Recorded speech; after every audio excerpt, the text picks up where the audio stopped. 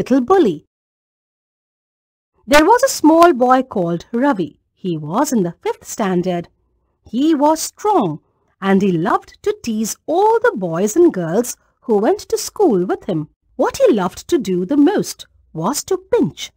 He could make a big bruise appear in half a second. Another trick he played was pricking people with a pin. So you can guess how all the children hated him. They tried pinching him back, but that was no good because he could always pinch harder. They didn't like telling their teacher because that was telling tales. Picnic to the seaside for a whole day. All the children were most excited.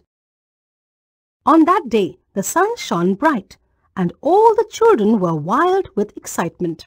They crowded into the train and sat down. But nobody wanted to sit next to Ravi because he always pinched. When they arrived at the seaside, out jumped all the children with a shout of joy. Down to the sands they raced hand in hand. But nobody took Ravi's hand. Nobody went near him. Ravi was angry. He went to a sandy corner near a rocky pool and sat down by himself. He took out his lunch and looked at it. It was a good lunch. There were 2 hard-boiled eggs, 6 jam sandwiches, 3 pieces of bread and butter, a ginger cake and a bar of chocolate. He would eat it all by himself. He wouldn't offer anything to anyone. Just as he was beginning on the eggs, he heard a hoarse voice near him. "Good morning. I am so pleased to meet a boy like you." Ravi turned around and stared in fright.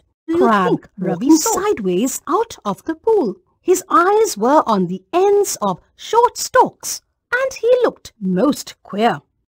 He held out his front claw to Ravi. Ravi put out his hand to shake the crab's claw. But to his surprise and anger, the crab opened his pincers and nipped his hand so hard that the little boy yelped in pain.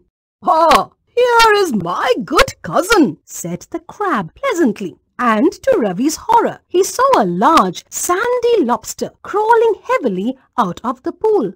Before the little boy could stop him, the lobster took his hand in his great pincer-like claws and pinched it so hard that Ravi again yelled in pain. Then he stared at the pool in surprise, for out came sandy-colored shrimps and prawns, more crabs, and another large lobster. And they pricked Ravi till he was soon black and blue with their pinching. Don't you like it? Said all the creatures in surprise. "Why, we were told you would love to see us because you were a champion pincher and pricker yourself. Come, join in the fun." Ravi leapt to his feet and crying loudly. His lunch rolled into the pool, and when the crabs and lobsters saw it, they ran to it and began to feast eagerly. Ravi saw that they had forgotten him for a time, and he turned and ran for his life, tears streaming down his cheeks. "They only did to me what I keep doing to the other children," he thought.